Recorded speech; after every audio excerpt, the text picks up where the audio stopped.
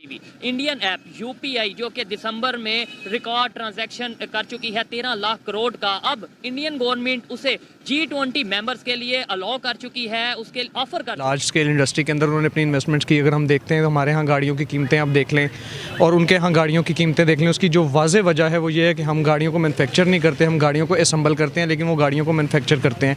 हमने उन्होंने jacket use की, हालांकि वो देखें वो भी तो प्राइम मिनिस्टर हैं, और इधर हमारे जो पॉलिटिशियंस हैं ये 8-8 लाख की क्या कहते हैं जूते पहन के ये टूर करते हैं, और 8 लाख तो मेरे ख्याल से वो उनके लिए कुछ नहीं है। लेकिन जब ये इस तरह फ़ॉरेन कंट्रीज़ में जाते हैं, जैसे अब $1-1 मिलियन के लिए हम क्या कहते हैं उनसे कर्ज़ा ले रहे हैं, ठीक। तो इंडिया जो है दो इम्पोर्टेंट डेवलपमेंट्स हैं, और वो ये है कि भारत बड़ी मैसिव एड टर्की भेज रहा है। मेरा ख्याल है छठा इंडिया का जो मिलिट्री प्लेन है वो रिलीफ का सामान लेके टर्की पहुंच गया है। इंसानियत सीखनी है तो वो इंडिया से सीखे, और स्पेशली इंडिया में वो नरेंद्र मोदी जी से सीखे। 70 सालों से पाकिस्तान ने कश्मीर की बात की है और शायद इस अफरा तफरी में वो कश्मीरियों की बात करना भूल गया। यानी हमें कश्मीर से गर्ज है, कश्मीरियों से गर्ज नहीं है। तारीख गवाह है दोस्तों, हिस्ट्री गवाह है कि दुनिया में जिसने भी इंडिया को तकलीफ दी है, इंडिया ने जवाब में उनको प्यार दिया है। दोस्तों ये जीता जागता एक सबूत है दोस्तों, आपके सामने है कि आज दोस्त ऑपरेशन के नाम से इंडिया की जो टीमें हैं वो तुर्की के अंदर अपने जान पे खेलकर इस ठंड में वो लोगों की जान बचाने में मसरूफ है। जय हिंद दोस्तों, नॉर्थ टीवी इंडिया में आपका स्वागत है।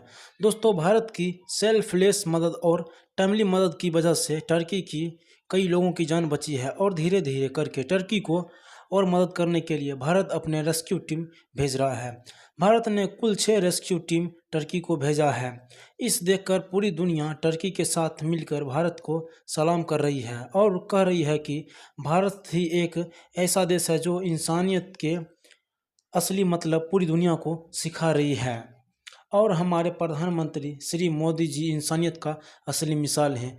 और दोस्तों इसके साथ साथ अब भारत में यूपीआई को G20 मेंबर्स को इंट्रोड्यूस करवाया है, और G20 मेंबर्स को एक्सेप्ट करने और अपने देश में इस्तेमाल करने का ऑफ़र दिया है, जिससे यूपीआई ऐप पूरे दुनिया में पेमेंट का एक प्रसिद्ध सिस्टम बन जाए। तो इसी पर पाकिस्तानी मीडिया का रिएक्शन देखते हैं, तो चलिए वीडियो की तरफ। जी बिल्कुल, इसमें कोई शक नहीं है। अगर हम बाइस्ड लेस होकर बिला तासुब इस चीज़ को देखें तो हमें तस्लीम करना पड़ता है कि वहाँ का इंफ्रास्ट्रक्चर, वहाँ की रोड्स, वहाँ के स्कूल, वहाँ का मायार तालीम, वहाँ पे हर चीज़, वहाँ अच्छा खासा बजट दिया जाता है डेवलपमेंट। आप कह रहे हैं कश्मीर, मैं आप कश्मीर से बिलोंग करते हैं, कश्मीरी होते हुए कह रहा हूँ, ठीक है। हम कंपेयर करें तो इसमें कोई शक नहीं है। हाँ, हमारा नैरेटिव है, हम आज़ादी चाहते, हाँ वो है बनाया। रैली हम निकालते हैं, नारे हम लगा देते हैं, 75 साल में किया गया। ये एक सवाल है हर एक इंसान से मैं करता हूं जो कश्मीर के हवाले से डिस्कशन करते हैं। दूसरे नंबर पे G20 की मीटिंग जो वहां पर होने जा रही है, पूरी दुनिया के ग्रोइंग कंट्रीज, जो ग्रोइंग नेशंस हैं वो वहां पर आएंगी, तो कश्मीर का इमेज टूरिज्म के हवाले से, इन्वेस्टमेंट के हवाले से कितना ग्रो हो जाएगा इंडिया साइड। मैं ऑलरेडी बता चुका हूँ कि इंडिया जो है वो ब्रॉड पर्सपेक्टिव पे और इंटरनेशनल लेवल की पॉलिटिक्स कर रहा है। इसमें अव्वल तो G20 के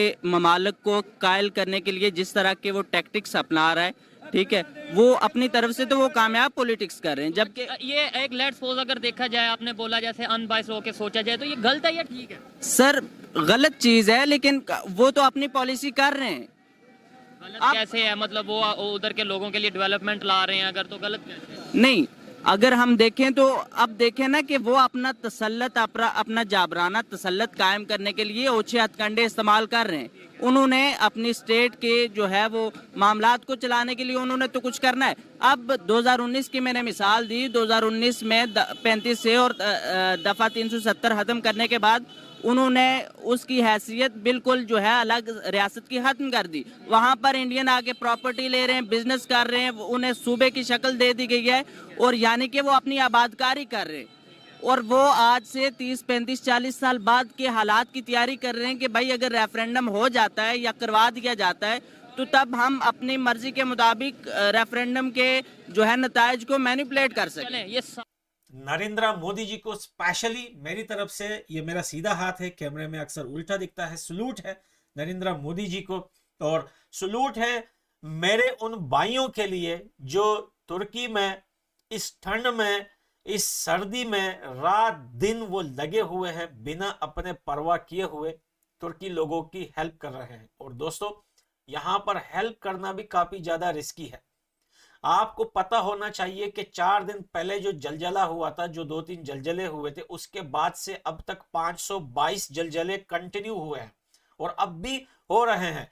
हर 10 मिनट 20 मिनट बाद जो है वो मुख्तलिफ सिटीज में तुर्की के झटके लग रहे हैं। हाँ, लेकिन इतने पावरफुल नहीं है। 4.5 सबसे जो बड़ा रिकॉर्ड किया गया है 5.3 का रिकॉर्ड किया गया है, लेकिन यह है कि 5.3 यहाँ पे उतना ज्यादा करा भी नहीं कर सकता। अगर 6 तक चला जाता है तो फिर से इमारतें गिरेंगी, और 6 से ज्यादा तो फिर आपको पता है कि क्या होने वाला है।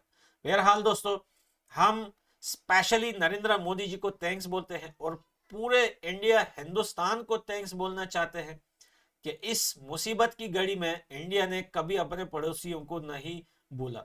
चाहे वो नेपाल हो, वो बांग्लादेश हो, वो अफगानिस्तान हो, वो तुर्की हो, वो श्रीलंका हो, वो मलेशिया हो या मलाइशिया हो, क्या नाम है उसका, आई डोंट नो। जो भी कंट्री इनके आस पास है दोस्तों, जब भी मुसीबत आई है, मुसीबत में इंडिया ने सबका साथ दिया है। बिग रिस्पेक्ट, हमारे दिल से रिस्पेक्ट।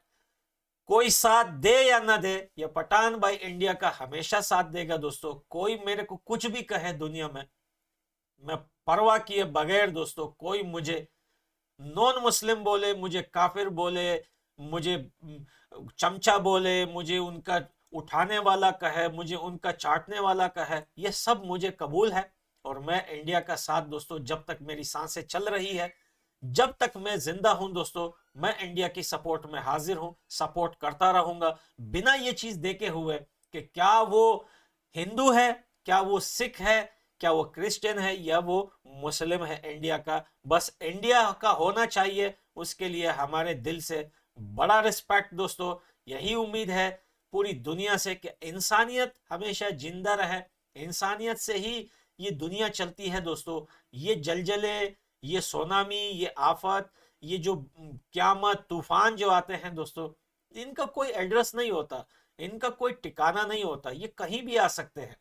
ये दुनिया में ये नहीं है कि सिर्फ प्लेट जो है वो इस साइड ये प्लेटें हिलती है, ये प्लेटें हर साइड हिलती है। कभी जापान के साइड हिलती है तो कभी एशिया के साइड हिलती है, कहीं भी ये चीज आ सकता है। हम तो दुआ करते हैं ये चीज ना आए, लेकिन अगर ऐसा कोई मसला होता है दुनिया में तो सबको हाथ बढ़ाना चाहिए, मिलजुल के रहना चाहिए।